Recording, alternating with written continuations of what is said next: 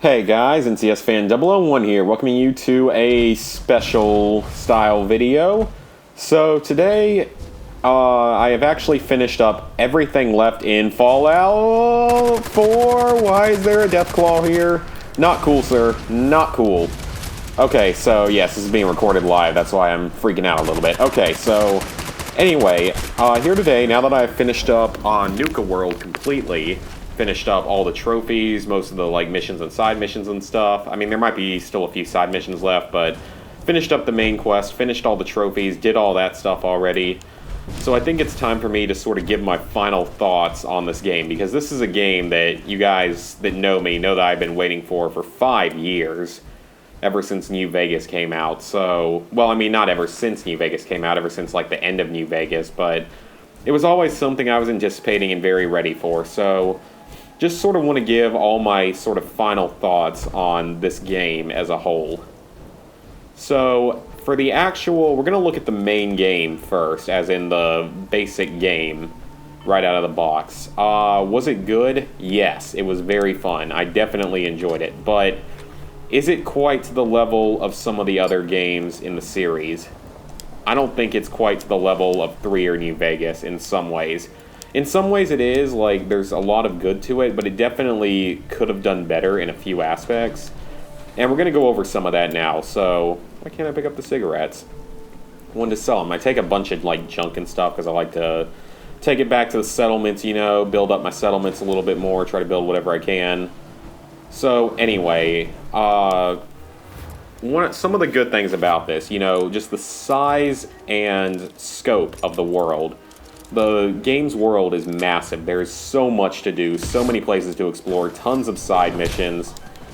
The ability to have basically infinite level ups, or I guess like until you eventually get to that maximum level, whatever, or not maximum level, just until you unlock all the perks. I don't even know what level that would be, but it's got to be pretty far up there, because I'm only like a level 80-ish right now. You can see my new, my AK-47. I don't have it fully upgraded yet. I don't have all the perks unlocked to do so. Gotta level up a few more times to get them. Commando and Rifleman, I believe, are the two. But anyway, the game itself is, I mean, there's such a big world to explore, so there's at least plenty to do in the game, which is good. Plus, they have all the repeating side quests, which can help you make a lot more XP and really get to see more of the world often, because sometimes they'll take you to places that you'd never go to otherwise. So I'm not really complaining about that, even though they do get a little bit repetitive. You don't have to do them, and they do have some good to them and everything. So that's definitely a positive, is just the size of the world. The storyline is... I still think the storyline is good, just probably not quite to the level of... At least not New Vegas. New Vegas was very well thought out and complicated, to the point at which I still don't completely understand it, but it was very well thought out, very extensive, so much to it, especially with the DLCs tied back in. So yes, that was definitely... this one is at least a lot more easy to understand.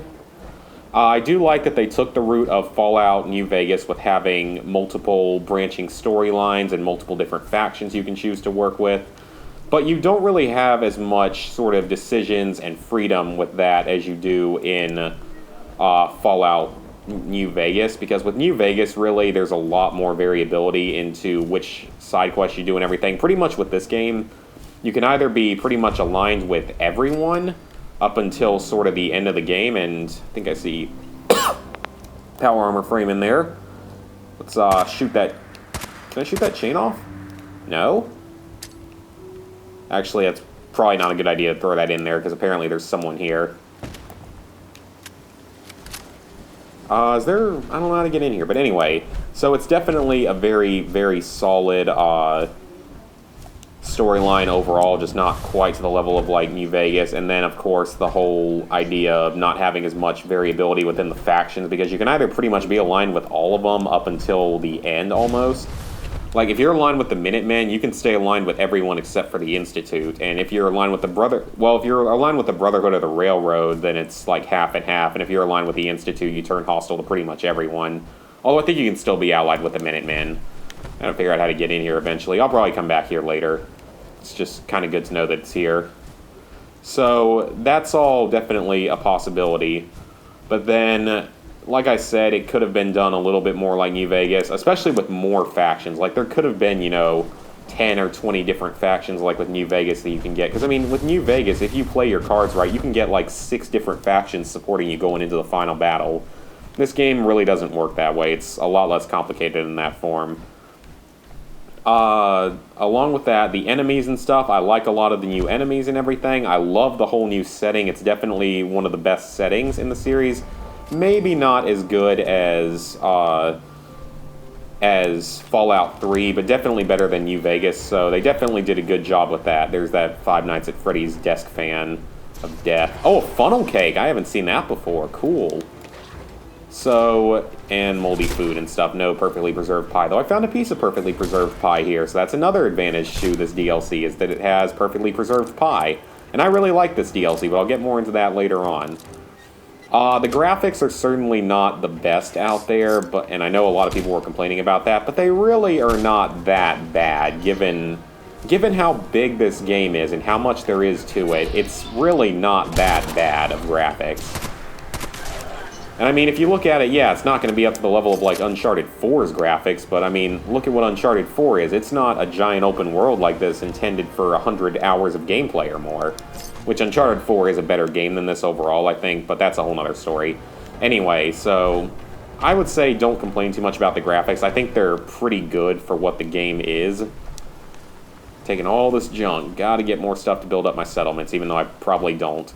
Anyway, then we have, let's see, what else do I want to talk about? This game did definitely up the difficulty a little bit from like Fallout 3 or even New Vegas, which is nice. Overall, it upped it a little bit, which is nice, because Fallout 3 is kind of an easy game overall once you sort of get to know the game. And this game still isn't that hard. Even to get the trophies and stuff, it might have the easiest platinum trophy of the series because of the way you can do the saves and stuff. Like, you can do it sort of later in the game. So yeah, if you're a trophy hunter, this is probably the easiest of the Fallout games to get the platinum in. It's not very difficult. As long as you manage your saves correctly, you won't have to play through as much as you would in, say, New Vegas. So that's all definitely good. There's a lot of customization in this game. That was one of the big things about this game, is there is so much to customize, so much to do with that. Like, you can pretty much sort of do whatever you want with your weapons. You can change the calibers on them. You can put a lot of different attachments and everything. And that's far more extensive than Fallout New Vegas ever was, or Fallout 3 especially, because Fallout 3, most of the weapons were either the standard weapon or a unique variant that might have had a different change to it. That was literally every weapon in the game. New Vegas had limited customization. This one has a lot more. You have a lot more different attachments available, so that's definitely a positive. So definitely well done there by the developers.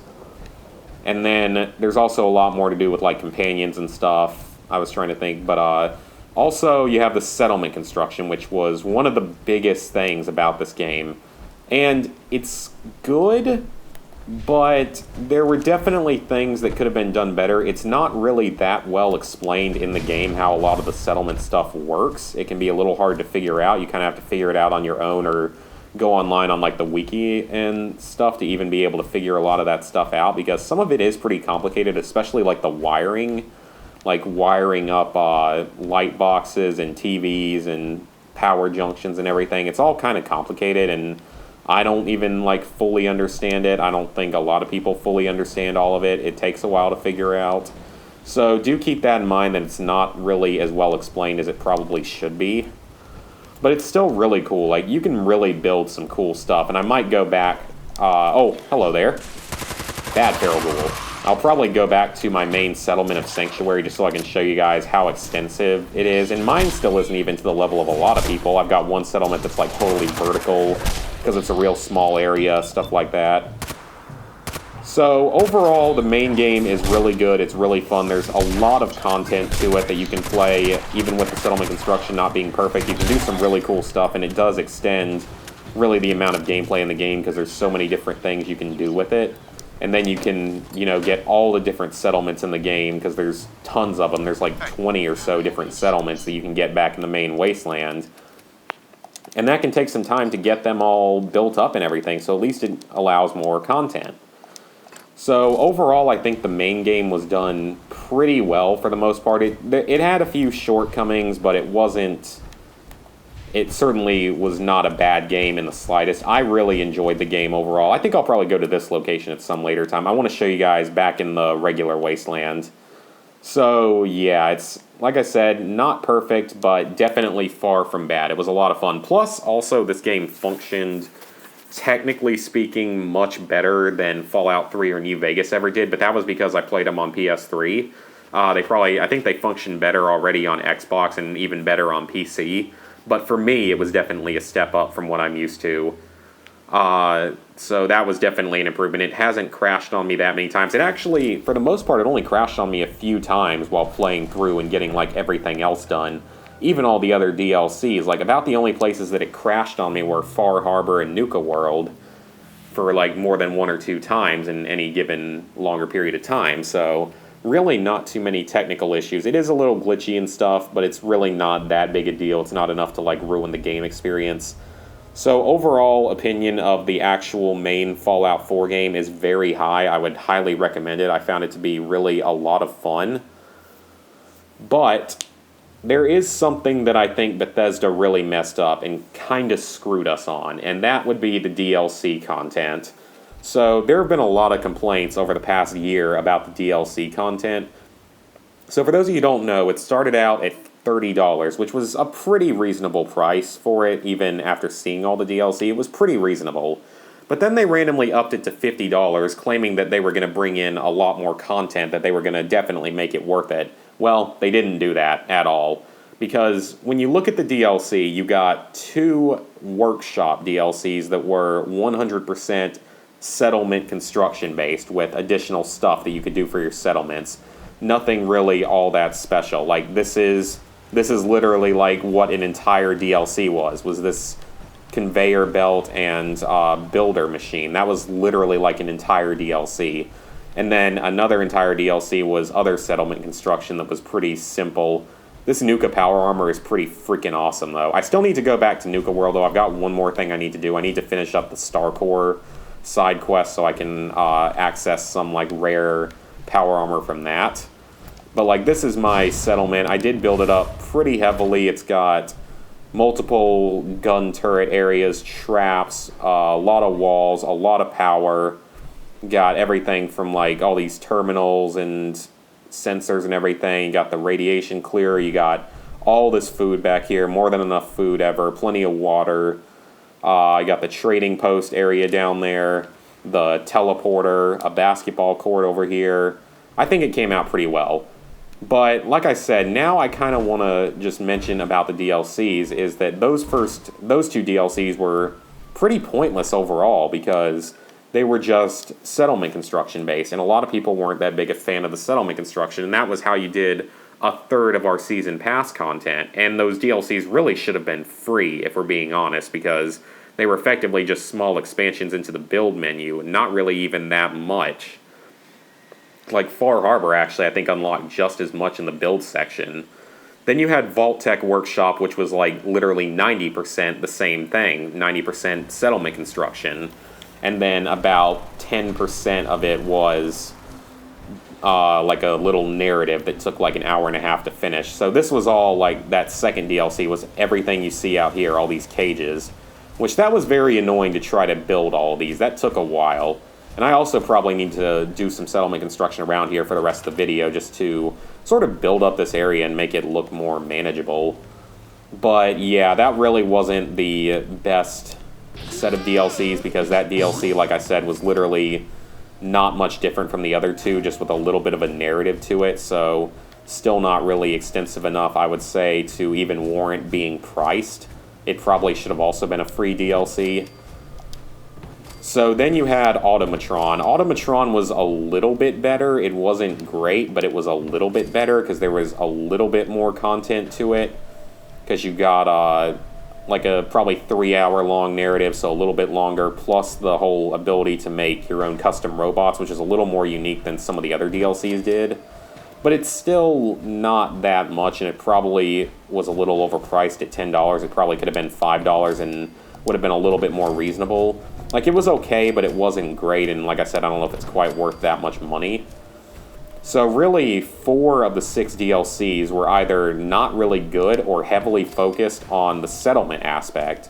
And I think that was something Bethesda really messed up on. They really shouldn't have done it that way. Like, it really, honestly, should have been more DLCs like what we saw with Fallout 3. I mean, with Fallout 3, you got 5 real DLCs with...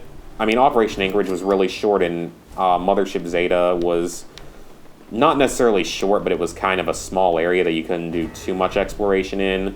And then the Pit was kind of short, but at least it had a good amount of area to explore. And then New Vegas did the DLC really, really well, you guys probably remember. I mean, New Vegas just killed it with the DLC. For our 1 subpar big DLC, 3 stellar, like, real DLCs, and then 2, like, basically weapons packs that were really cheap, which was a good thing. It was good price and everything. So, yeah, that was... Those 4 DLCs really were just kind of unimpressive and really not done that well. They were just not enough content to them.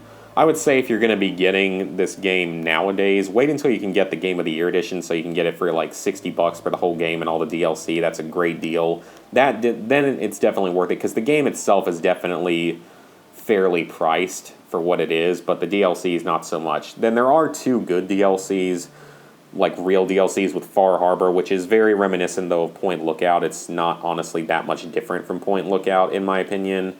I mean, a little more variability with the factions and everything, but still nothing all that special, in my opinion. And then that gets over within about 10 hours. It's actually pretty short. There's not that much extra stuff you can do with it. And then you get to Nuka World. Nuka World, I think, was really good. I think it was one of the best DLCs from any Fallout game that I've played. I really, really highly enjoyed it. It got a little bit repetitive at times with working on the different settlements and stuff, and then... But there's so much to it. I mean, you get to freaking raid camps back in the main wasteland. You get to basically play as the bad guy raiders. I mean, that's something that I think a lot of people have wanted to do since, like, Fallout 3 era, so... Definitely a great job on that, plus a lot of... Nuka World was a really just fun place to be at. There's so much to do there. So, I definitely think that Nuka World was done really well, but aside from that, and Far Harbor was done pretty well, not perfectly, but Far Harbor was still done pretty well overall. But really, I think we got screwed otherwise on the DLC, because honestly, the rest of the DLC should have been a total of like $5 for those other 3 DLCs total, because that's about how good a quality they are. I can't believe I never took down some of this stuff either.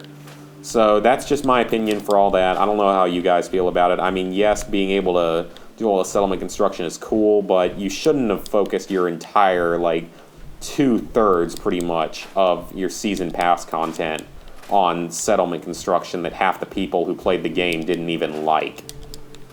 And that was a really big mistake by Bethesda, and I think they kind of screwed us again on the season pass, but... Really, I would say if you're going to be getting the DLC, either wait until a Game of the Year edition comes out or just buy Far Harbor and Nuka World. The other 4 really aren't worth it. Vault-Tec is kind of worth it because it is pretty cool. It's probably my 3rd favorite of the DLCs. But overall, it could have been done better.